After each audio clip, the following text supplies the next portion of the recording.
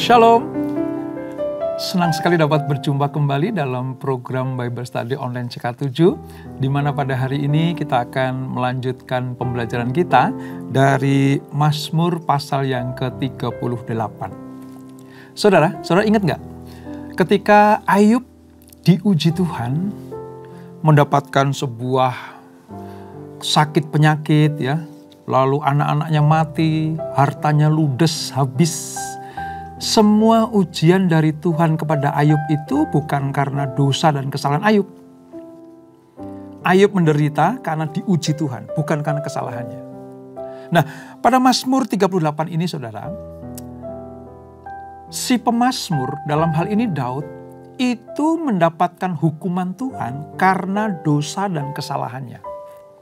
Berbeda dengan Ayub. Nah, bagaimana Daud menyikapi atas hukuman Tuhan karena dosa dan kesalahannya? Kita akan belajar ini saudara, supaya kita mendapatkan jalan keluar juga. Kalau kita bertobat, meninggalkan jalan yang jahat, dan Tuhan memulihkan. Nah, sebelum kita membaca, merenungkan, dan mendapatkan rema di dalamnya, mari kita datang kepada Tuhan. Kita hampiri tahtanya. Kita sembah Dia, saudara. Kami datang kepadamu, ya Allah, sebab Engkaulah kekuatan kami. Kau Tuhan yang mengasihi anak-anak-Nya.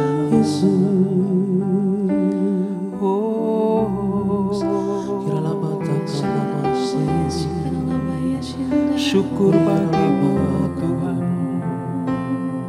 Yesus. Kekuatan di hidupku ku dapat dalam Yesus. Dia tak pernah tinggalkanku, setia menopangku, berseru berharap dalam Yesus.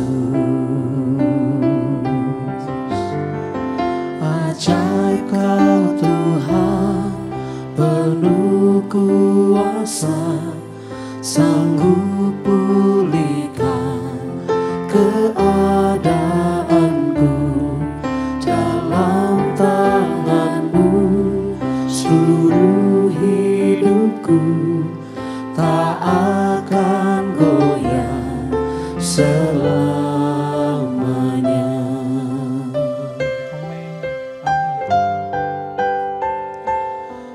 Kekuatan di hidupku ku dapat dalam Yesus. Dia tak pernah tinggalkanku, setia menopangku, berseru berharap dalam Yesus. Ajaib Kau Tuhan, penuh kuasa, sanggup pulihkan keadaanku. Dalam tangan-Mu seluruh hidupku tak akan goyah selamanya. Ajaib Kau Tuhan, penuh kuasa, sanggup pulihkan keadaanku. Dalam tangan-Mu seluruh hidup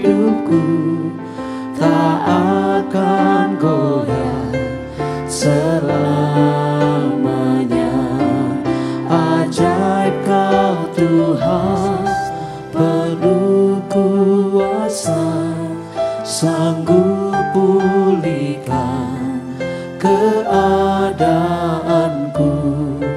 Dalam tangan-Mu seluruh hidupku tak akan goyah selamanya, tak akan goyah selamanya,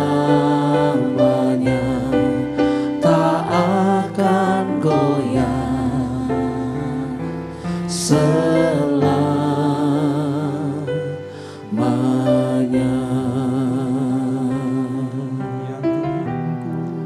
Takkan goyah kayak Allahku, sekali Yesus tetap Yesus.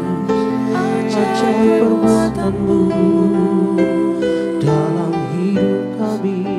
Ku bersyukur buat kasih, ku bersyukur buat Tuhan, terpuji nama yang disembah.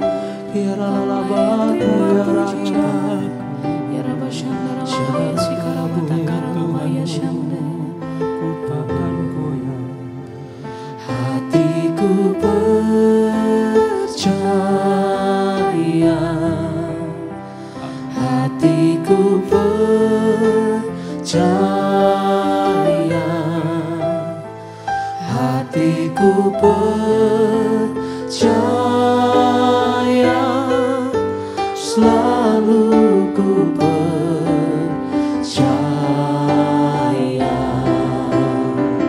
Hatiku percaya, hatiku percaya,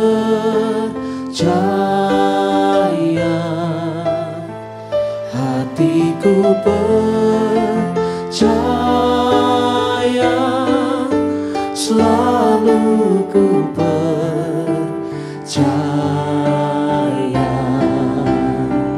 Hatiku percaya, hatiku percaya, hatiku percaya, selalu ku percaya.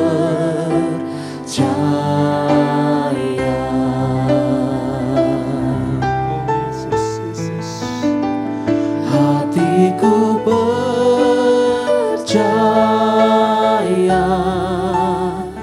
hatiku percaya, hatiku percaya,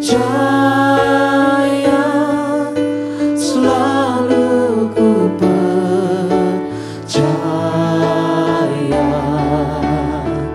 Hatiku percaya,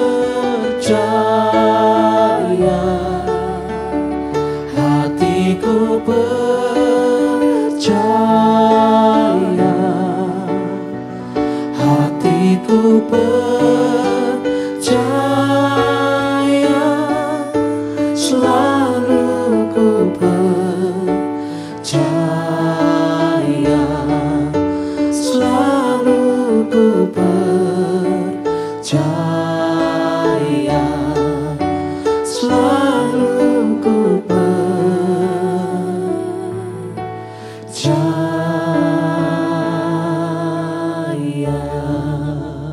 Amin Tuhan. Amin Yesus. Amin Roh Kudus. Engkau Allah penolong kami. Engkau Tuhan yang penuh kasih. Belas kasihan-Mu selalu berlaku atas anak-anak-Mu. Terima kasih Bapa. Terima kasih untuk kasih setia-Mu. Kami akan melanjutkan pembelajaran kami. Bagaimana kami merespon ketika kami diuji Tuhan. Kami bahkan dihukum Tuhan. Kami didisiplinkan Tuhan. Tuhan sedang menunggu respon kami. Apakah kami tetap setia? Apakah kami berbalik dari jalan-jalan yang jahat? Ataukah kami mengingkari Tuhan atau meninggalkan Tuhan? Kami akan belajar dari pemazmur, dalam hal ini Daud, merespon dengan baik ketika Daud diuji, ketika Daud dihukum, didisiplinkan Tuhan, diproses Tuhan. Daud menyediakan hatinya untuk dibentuk menjadi bejana yang indah. Terima kasih Bapa. Roh Kudus jamah kami. Di dalam nama Yesus. Mari yang siap belajar firman Tuhan. Sama-sama kita katakan amin. Amin. Nah saudara, kita akan membaca dari Mazmur pasal 38. Ayat 1 sampai 23. Di Perjanjian Lama halaman sekitar 600. Ya, kita baca demikian firman Tuhan. Doa pada waktu sakit. Mazmur Daud pada waktu mempersembahkan korban peringatan. Tuhan, janganlah menghukum aku dalam geram-Mu, dan janganlah mengajar aku dalam kepanasan murka-Mu. Sebab anak panah-Mu menembus aku, tangan-Mu telah turun menimpa aku. Tidak ada yang sehat pada dagingku, oleh karena amarah-Mu. Tidak ada yang selamat pada tulang-tulangku, oleh karena dosaku. Sebab kesalahanku telah menimpa kepalaku. Semuanya seperti beban berat yang menjadi terlalu berat bagiku. Luka-lukaku berbau busuk, bernanah oleh karena kebodohanku. Aku terbungkuk-bungkuk sangat tertunduk. Sepanjang hari aku berjalan dengan duka cita. Sebab pinggangku penuh radang, tidak ada yang sehat pada dagingku. Aku kehabisan tenaga dan remuk redam. Aku merintih karena degap-degup jantungku. Tuhan, Engkau mengetahui segala keinginanku, dan keluhku pun tidak tersembunyi bagimu. Jantungku berdebar-debar, kekuatanku hilang, dan cahaya mataku pun lenyap daripadaku. Sahabat-sahabatku dan teman-temanku menyisih karena penyakitku, dan sanak saudaraku menjauh. Orang-orang yang ingin mencabut nyawaku memasang jerat. Orang-orang yang mengikhtiarkan celakaku, memikirkan kehancuran dan merancangkan tipu daya sepanjang hari. Tetapi aku ini seperti orang tuli, aku tidak mendengar, seperti orang bisu yang tidak membuka mulutnya. Ya, aku ini seperti orang yang tidak mendengar, yang tidak ada bantahan dalam mulutnya. Sebab kepadamu ya Tuhan aku berharap. Engkaulah yang akan menjawab ya Tuhan Allahku. Pikirku, asal mereka jangan beria-ria karena aku. Jangan membesarkan diri terhadap aku apabila kakiku goyah. Sebab aku ini mulai jatuh karena tersandung. Dan aku selalu dirundung kesakitan. Ya, aku mengaku kesalahanku. Aku cemas karena dosaku. Orang-orang yang memusuhi aku besar jumlahnya. Banyaklah orang-orang yang membenci aku tanpa sebab. Mereka membalas yang jahat kepadaku ganti yang baik. Mereka memusuhi aku karena aku mengejar yang baik. Janganlah tinggalkan aku ya Tuhan Allahku. Janganlah jauh daripadaku. Segeralah menolong aku ya Tuhan keselamatanku. Nah saudara, Mazmur ini ditulis oleh Daud. Ketika apa? Ketika Daud mendapatkan hukuman Tuhan, ya bisa berupa sakit penyakit, ya tadi dikatakan bahwa lemas, lemah, meradang, ya gitu ya saudara. Kenapa? Karena kesalahan Daud. Nah ini hebatnya Daud itu situ saudara. Kekuatan Daud adalah ketika dia sadar waktu Tuhan menghukum, mendidik, mendisiplinkan Daud, dia terima dengan ucapan syukur. Nah, mari kita belajar saudara. Tadi dikatakan bahwa Tuhan, aku salah, aku berdosa. Tapi jangan menghukum aku ya Tuhan. Nah, kata jangan menghukum aku, ini memiliki pengertian begini saudara. Bahwa Mazmur ini adalah doa yang sangat sedih. Agar Allah menghentikan hukuman atas dosa yang diperbuat oleh pemazmur. Tadi saya katakan di awal. Bahwa ketika Daud dihukum Tuhan, dia sadar. Dia tahu bahwa dia salah. Daud sadar bahwa hukuman ini terjadi karena pelanggarannya. Ya, konsekuensinya Daud mendapatkan hukuman Tuhan. Dan ini berlaku saudara, bukan hanya untuk Daud. Bukan hanya untuk anak-anak Tuhan generasi sesudah Daud.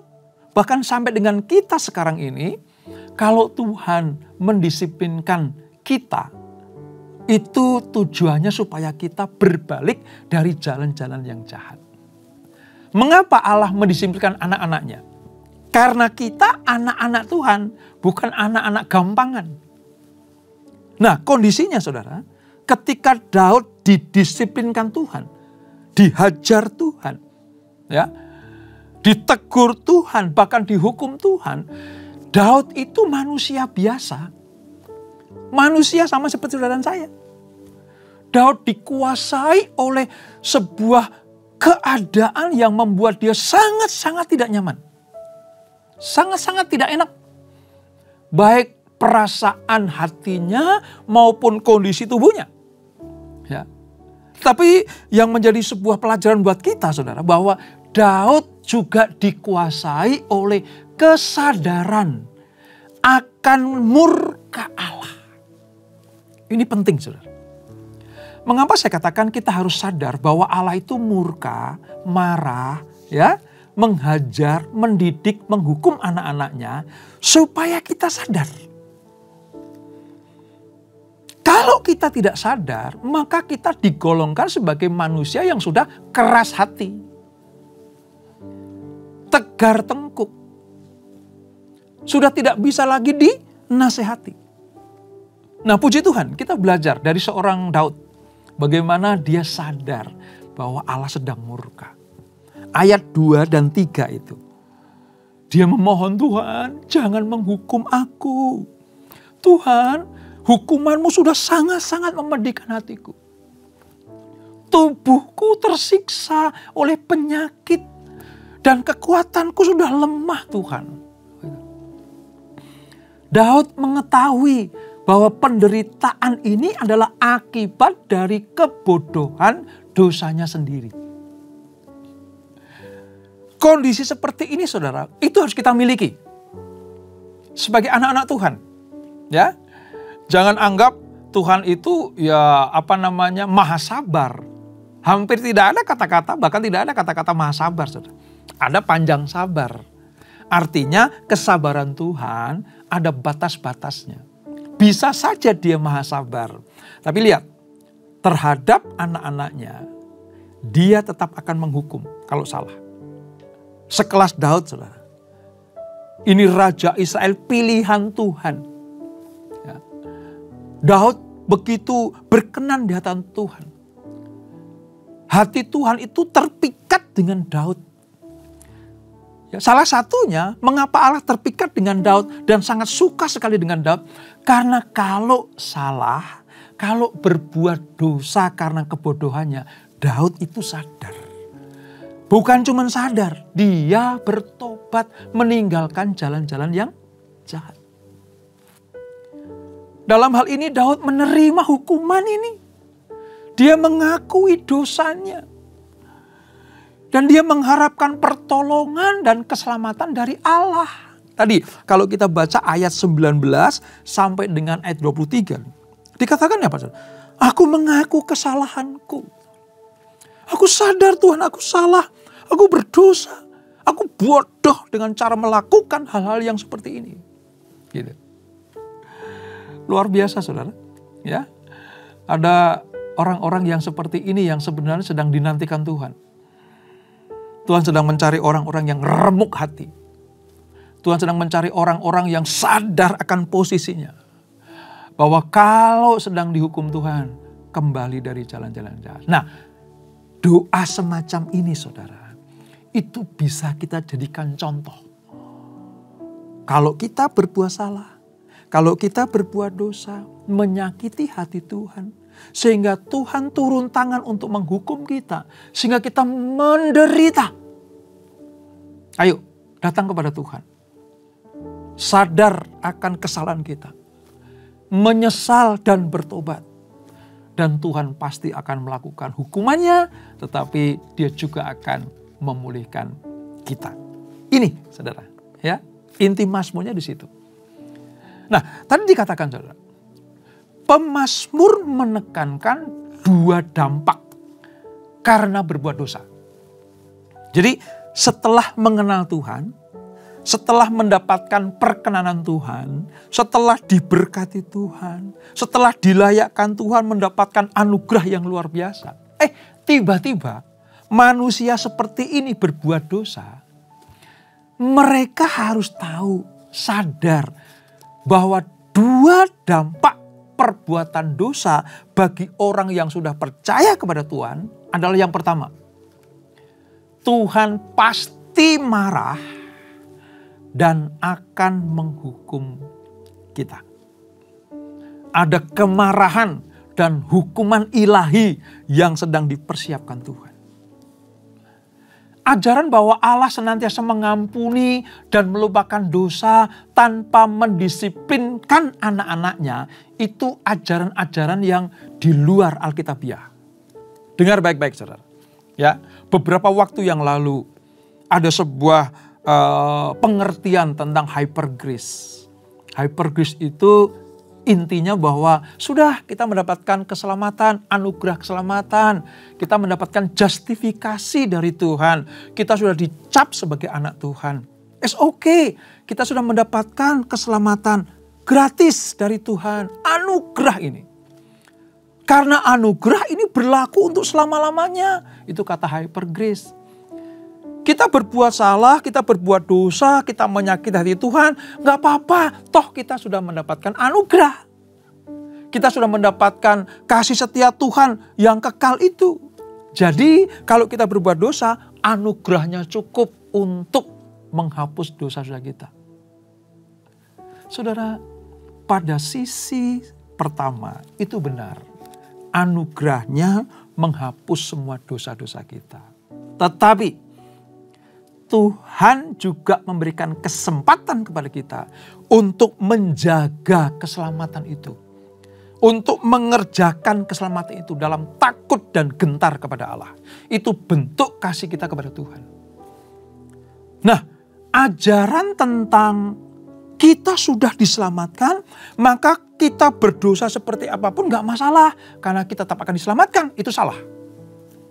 Contohnya Daud.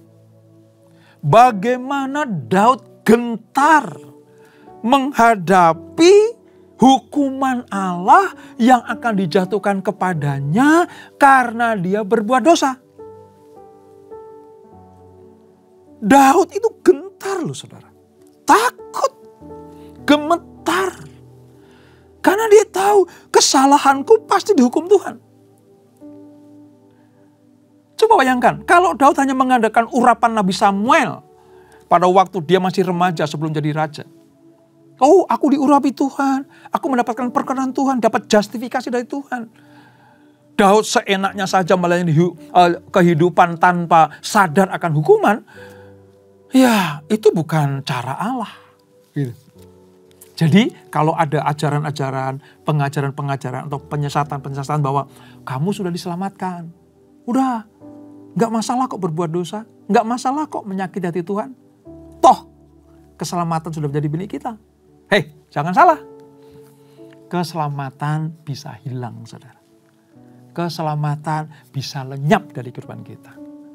Sebab kalau kita tidak sadar akan dosa dan kesalahan yang kita lakukan, kemarahan dan hukuman Tuhan itu sedang menuju pada kita.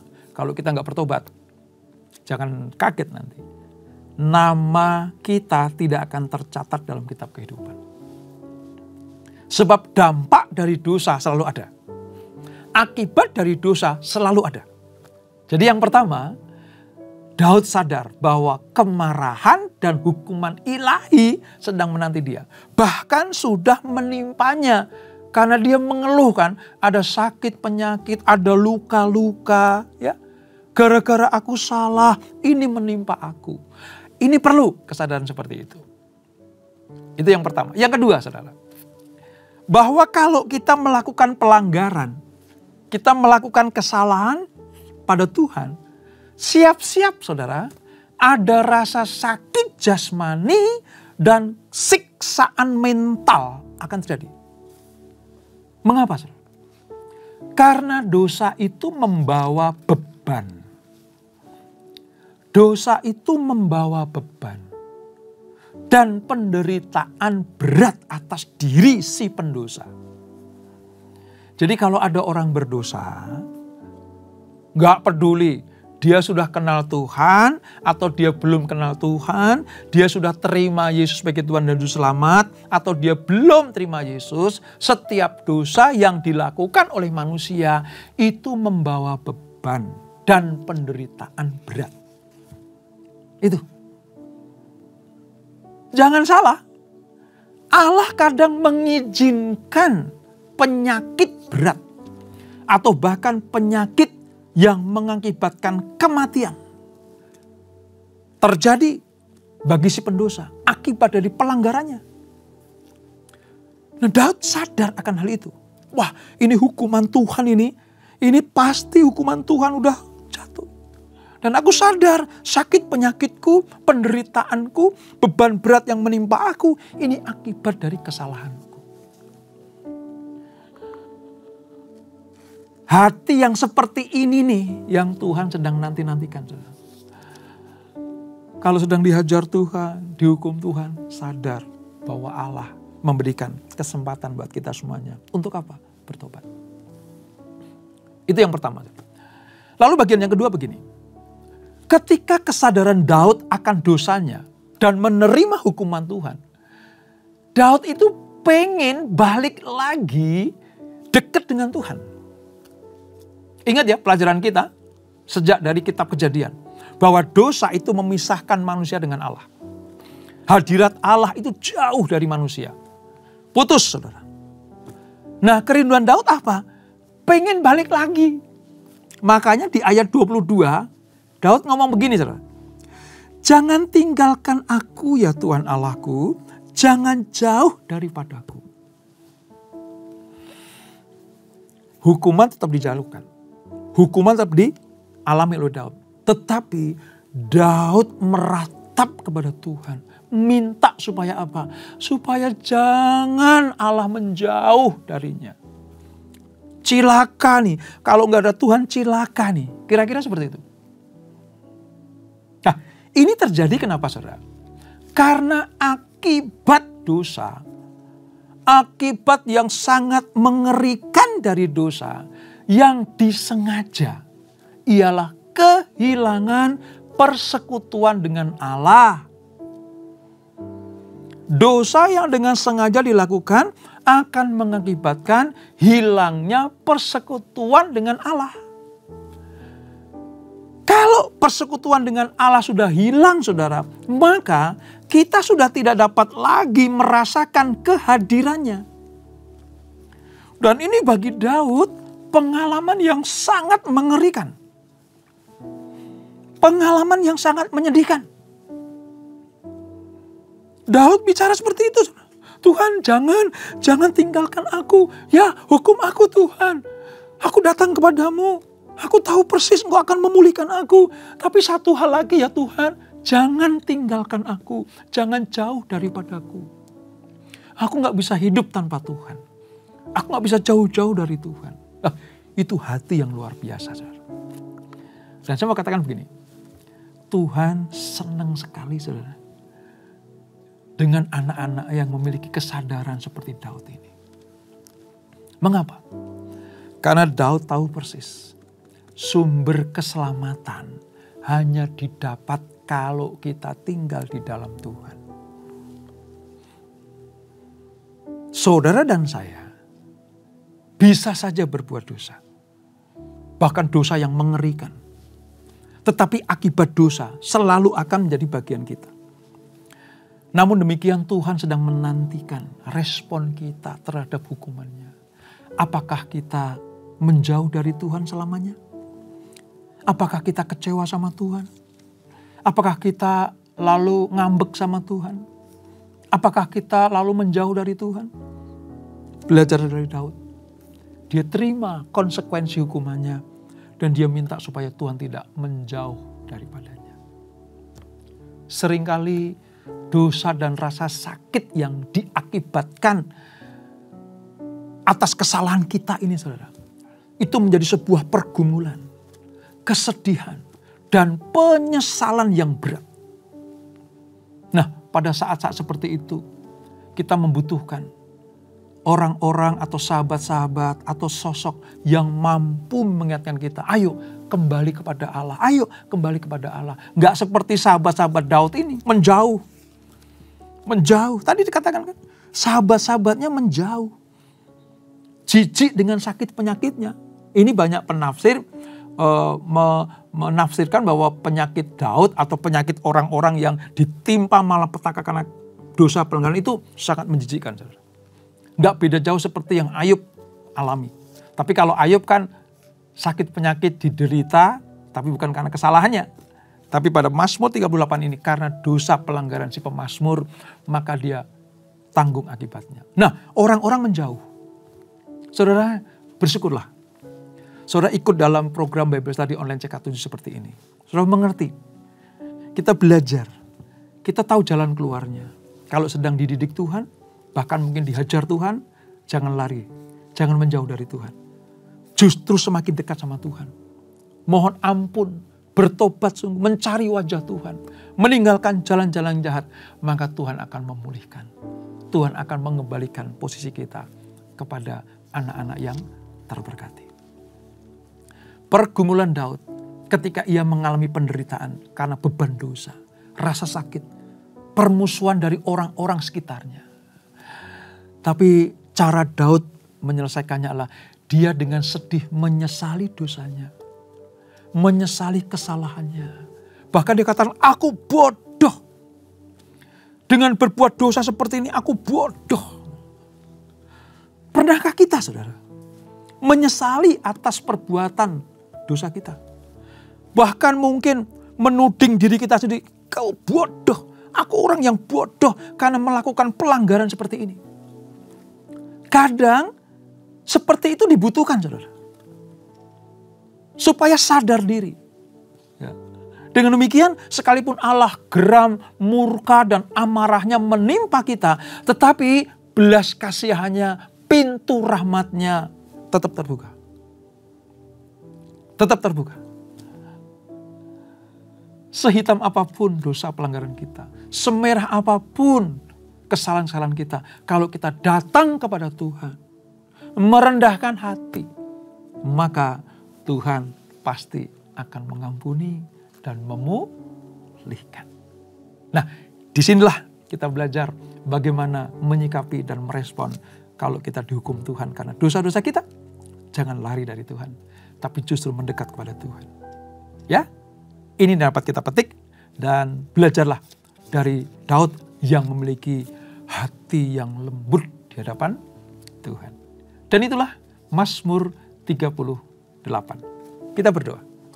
Bapa, terima kasih untuk anugerah-Mu. Kami belajar bagaimana merespon atas hukuman Tuhan, atas didikan Tuhan. Kalau kami berbuat dosa, kami berbuat salah. Kami belajar dari Daud, pemazmur yang luar biasa ini.